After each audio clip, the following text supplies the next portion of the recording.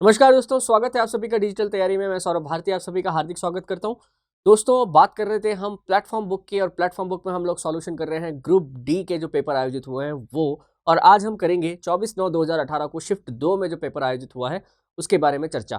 दोस्तों, लगातार आप चैनल से जुड़े हुए हैं, आप रोज मेरे वीडियो भी देखते हैं, आप इनको लाइक भी करते हैं, इसके लिए मैं आपका आभारी हूँ। लगातार आप ऐसी तरह से और आगे देखते रहिए, नई नई चीज़ें आपको मैं और बताता रहूँगा।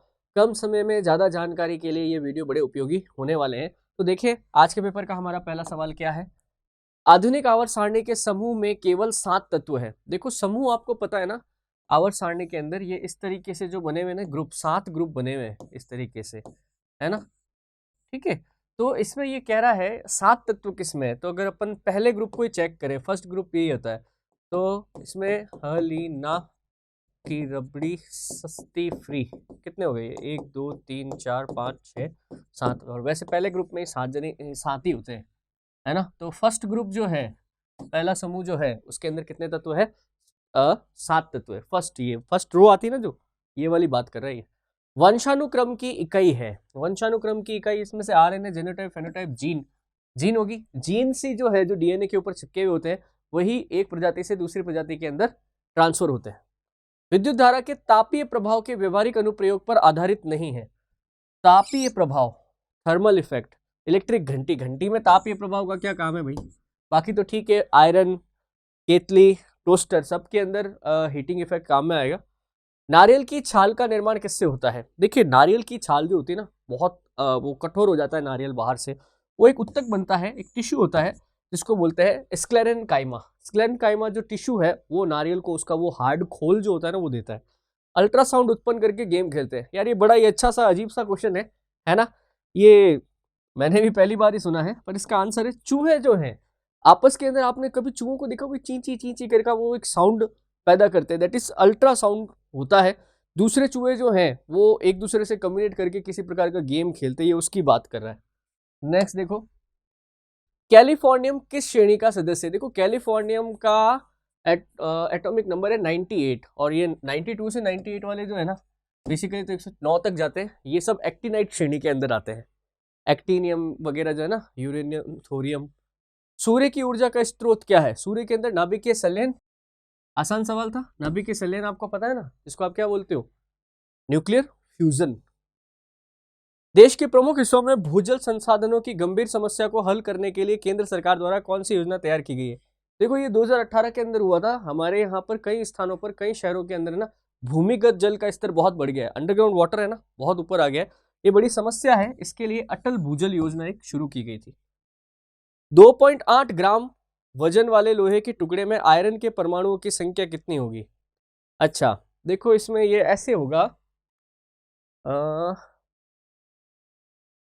देखो, आयरन का एटॉमिक वेट कितना होता है? आयरन का एटॉमिक वेट होता है 56। कितना होता है? 56, है ना। तो मान लो 56 ग्राम, यानी कि एक आपने आयरन का लिया है, तो 56 ग्राम के अंदर नंबर ऑफ एटम्स कितने होंगे? नंबर ऑफ मोल हो जाएगा 6.02 × 10⁻22 हो जाएगा। भाई, ये क्या होता है? आप सिंपल सा है, किसी भी एटम के अंदर जो नंबर ऑफ किसी भी पदार्थ के एक मोल में जो नंबर ऑफ एटम्स होते हैं ना, वो कितने होते हैं? 6.02 × 10⁻22, है ना। अब मान लो अपन के पास एक मोल पदार्थ है। एक मोल का मतलब है वहां पर उसका एटॉमिक वेट कितना है। तो यहाँ पर एटॉमिक वेट कितना है अपना? मान लो 56 ग्राम ले लेते हैं अपन। 56 ग्राम क्यों लिया अपन ने? क्योंकि यहाँ पर जो आयरन है, आयरन का एटॉमिक वेट कितना है? एटॉमिक वेट 56 है ना। ठीक है, तो 1 ग्राम में कितना हो जाएगा?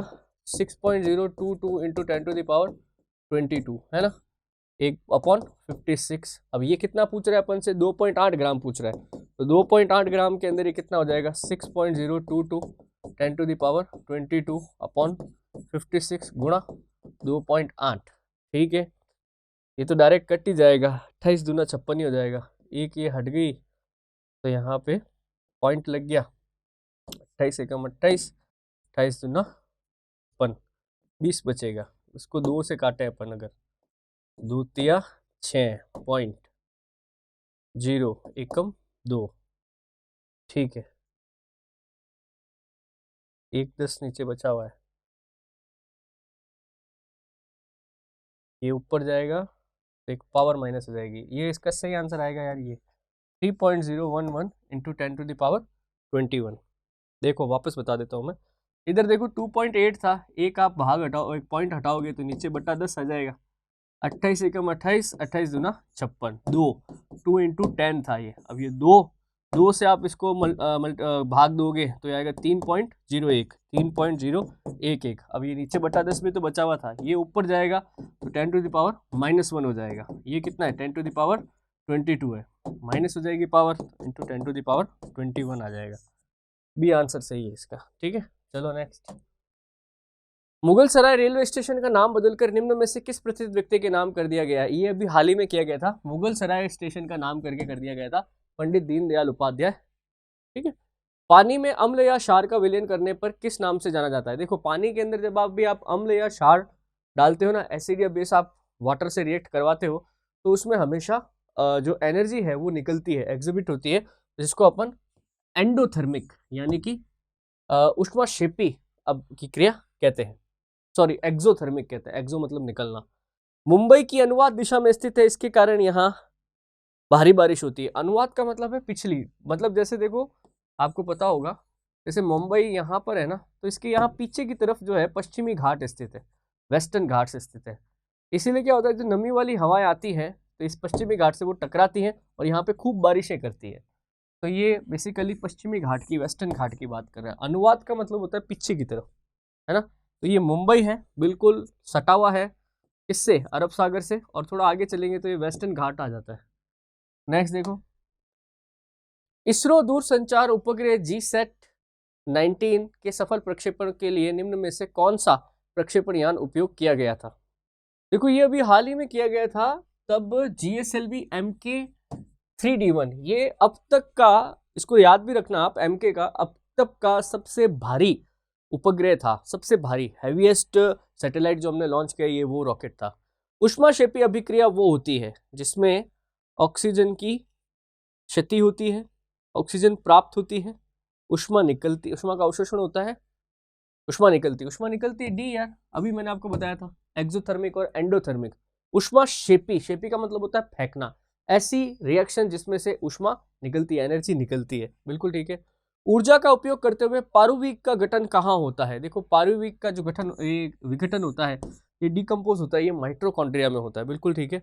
विदेशों से भारतीय वैज्ञानिकों को आकर्षित करने के लिए भारत सरकार द्वारा निम्न में से कौन सी योजना को शुरू किया गया था? तो देखो विदेशों के अंदर जो भारतीय वैज्ञानिक जाके बच गए, उनको अच्छा पैकेज देके वापस भारत बुलाना, इसके लिए एक वज्र नाम की योजना शुरू की गई थी। नेक्स्ट देखो, सोडियम बाइकार्बोनेट का सामान्य नाम है। सोडियम बाइकार्बोनेट तो बेकिंग सोडा को बोलते हैं अपन, NaHCO3, आसान है ना।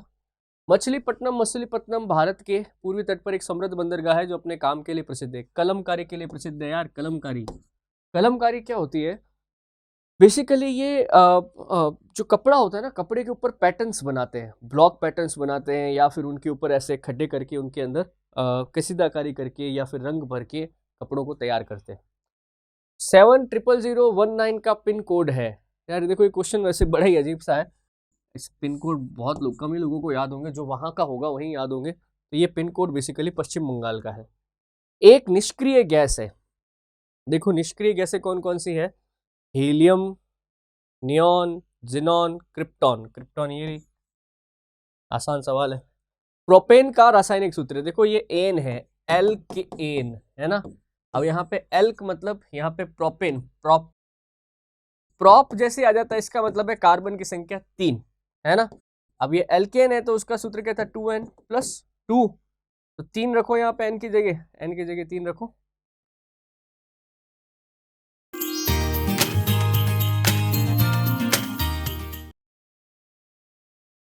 दो इंटू 3 क्या बन जाएगा? C3H, 3 दूनी 6, 2 8, C3H8, आसान है। एल्केन का सूत्र याद रखा करो यार, CnH2n+2, यहाँ पे n क्या होता है? नंबर ऑफ कार्बन होता है। प्रॉप का मतलब होता है नंबर ऑफ कार्बन कितने होंगे? हमेशा 3, तो n की जगह 3 पुट कर दो, आंसर आ जाएगा। नेक्स्ट देखो, एक वस्तु 4 सेकंड में पहले 25 मीटर और 2 सेकंड में अगले 15 मीटर की यात्रा करती है, वस्तु की औसत चाल कितनी है? औसत चाल बराबर हो जाएगा कुल दूरी बटा कुल समय। औसत चाल कैसे निकालते हैं अपन, एवरेज स्पीड कैसे निकालते हैं, कुल दूरी बटा कुल समय, है ना। तो कुल दूरी कितनी हो गई, 25 मीटर प्लस 15 मीटर, 25 प्लस 15, और समय कितना हो गया, 4 सेकंड और 2 सेकंड, 6 सेकंड हो गए। 25 और 15 कितने होते हैं, 25 और 15 हो जाएंगे 40 बट्टा 6, 6 छंग 36, फिर 4 बचेंगे, फिर 6 छंग 36,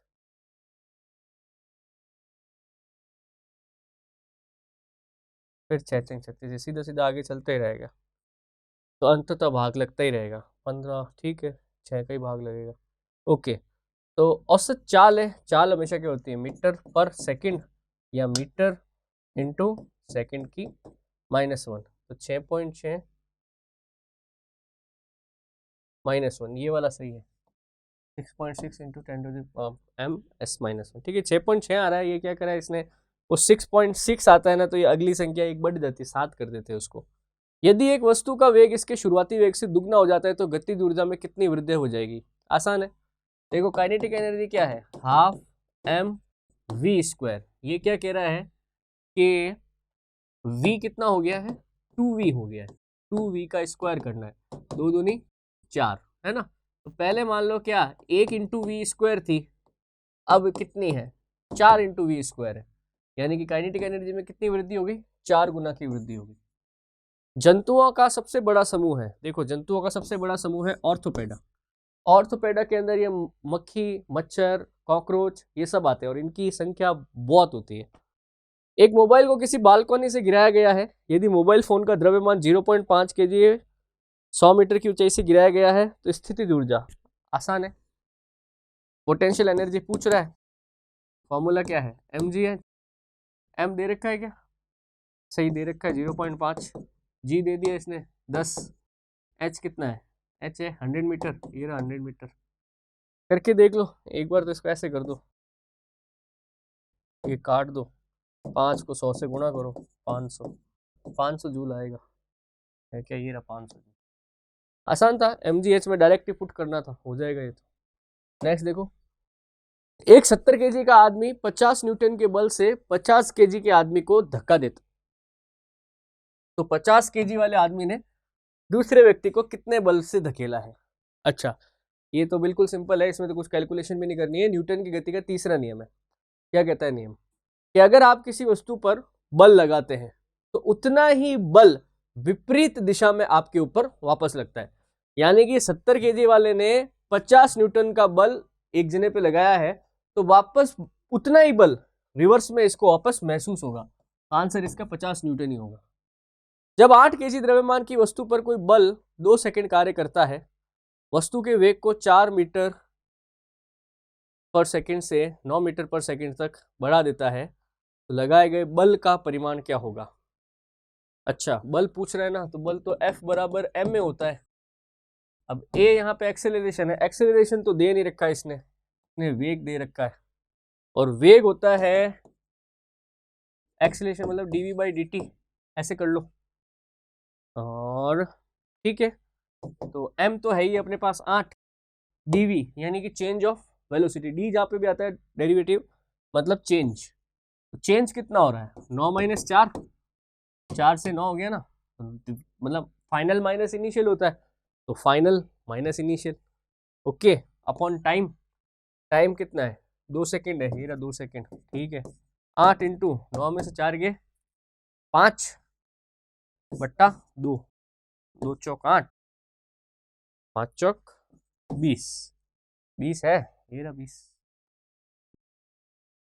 गिरते हुए नारियल में होती है, अरे भैया आपने कोई भी चीज छोड़ दी है, वेलोसिटी है उसमें, जिसमें वेलोसिटी होती है उसमें गतिज ऊर्जा होती है ना, ये रहा गतिज ऊर्जा। चलो नेक्स्ट, ओरिजिन ऑफ स्पीशीज, ये पुस्तक बड़ी फेमस पुस्तक है, ये डार्विन की पुस्तक है, प्रजातियों की उत्पत्ति का या उत्पत्ति का सिद्धांत जो है।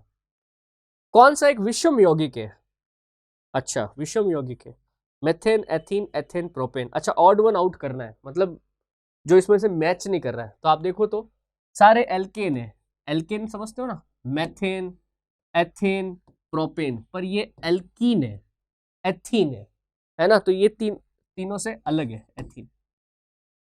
का विकास 5000 बीसी से मालवा के दक्षिण की ओर एवं उत्तर की ओर गंगा घाटी के पूरे तलहटी क्षेत्र में हुआ।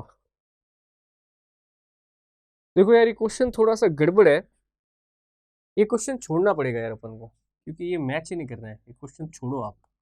इसका कारण बता देता हूं मैं आपको। देखो इसने क्या करा है, ये जो बात कह रहा है ये फिट ही नहीं हो रही है, बात फिट भी नहीं हो रही है। मैं आपको बता देता हूँ इसका मतलब। देखो मालवा का पठार है यहाँ मध्य प्रदेश में, ठीक है, और गंगा नदी की घाटी है ऑलमोस्ट ये यहाँ पर, ये गंगा नदी की घाटी, ये गंगा नदी की घाटी, ओके। तलहटी, तलहटी भी ये यहाँ पे है, ओके। नहीं यार, ये क्वेश्चन छोड़ना पड़ेगा, इसका कारण बता देता हूँ मैं आपको। देखो 5000 बीसी जो ये टाइम पीरियड कह रहा है, तो बेसिकली वैसे तो 3300 से होता है, 3300 बीसी से लेके 1700 बीसी तक का टाइम पीरियड जो है वो है सिंधु घाटी सभ्यता का, इंडस वैली सिविलाइजेशन का। और सिंधु घाटी सभ्यता जो डेवलप होती है, आप इधर चलो तो इधर अपने फिर वो पाकिस्तान भी है, पाकिस्तान के अंदर जब आप जाओगे तो यहाँ पे आपको सिंधु और उसकी सहायक नदियां मिलेंगी, है ना। तो ये सिंधु और ये लगभग ऑलमोस्ट इस तरीके से है सिंधु घाटी सभ्यता, यूं ये पूरा सिंधु नदी घाटी का क्षेत्र है। उसमें गंगा नदी की घाटी तो आती ही नहीं है, गंगा नदी की घाटी के अंदर सिंधु नदी का तो कोई डेवलपमेंट ही नहीं हुआ, पहली बात। तो सिंधु घाटी सभ्यता आंसर नहीं हो सकता, क्योंकि ये गंगा घाटी कहते हैं, इसने गड़बड़ कर दिया। अगर यहाँ पे सिंधु नदी की घाटी लिखा होता था तो फिर सिंधु आंसर हो जाता। फिर सिंधु नदी घाटी सभ्यता के बाद कौन सी आती है, वैदिक सभ्यता, आर्यों की सभ्यता। पर आर्यों की सभ्यता का ये टाइम पीरियड मैच नहीं कर रहा है, क्योंकि अगर अपन किताबों के हिसाब से चले तो उसका टाइम पीरियड तो 1500 बीसी से 600 बीसी तक है, तो दोनों ही मैच नहीं कर रहे हैं। ये क्वेश्चन छोड़ना पड़ेगा यार, ये सही नहीं लग रहा मेरे को, ठीक है। चलो, एक समतल दर्पण द्वारा बनाई गई छवि की विशेषताएं।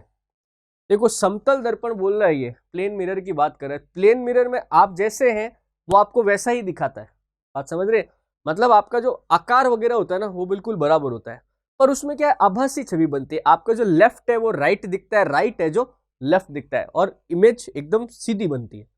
तो देखो, एक तो समान बनेगी, एक जैसी बनेगी, आकार बराबर होगा, आभासी होगी। तो देखो समान आकार, सीधी, पार्श्व तौर पर उल्टी और आभासी। उल्टी समझ गए ना, मतलब आपका जो दायां है वो बायां दिखेगा, बायां है जो दायां दिखेगा, तो डी ऑप्शन बिल्कुल ठीक है।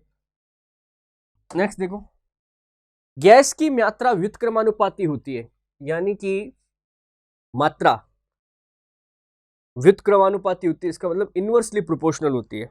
प्रेशर की होगी, तो प्रेशर सही है, दाब, बड़ा सिंपल है, बहुत सिंपल है। आप ये देखो, जैसे जैसे आप प्रेशर बढ़ाएंगे ना, वैसे वैसे क्या होता है, जो गैस है ना वो कंप्रेस होती है। गैस क्या होती है, कंप्रेस होती है, तो उसकी मात्रा क्या होती है, लगातार घटती है। प्रेशर बढ़ेगा, मात्रा घटेगी, है ना, सही है, बिल्कुल ठीक है। गैस की मात्रा व्युत्क्रमण होती है किसके, दाब के। द्रव्यमान की हो नहीं सकती, मास बदलता नहीं है, घनत्व हो नहीं सकता, समय का तो मतलब ही नहीं, यहाँ पे प्रेशर ही होगा इसका आंसर। बाकी तो पीवी बराबर एनआरटी तो फिट होता ही नहीं आप, ठीक है। दाब बिल्कुल ठीक है यार, ठीक है, ओके।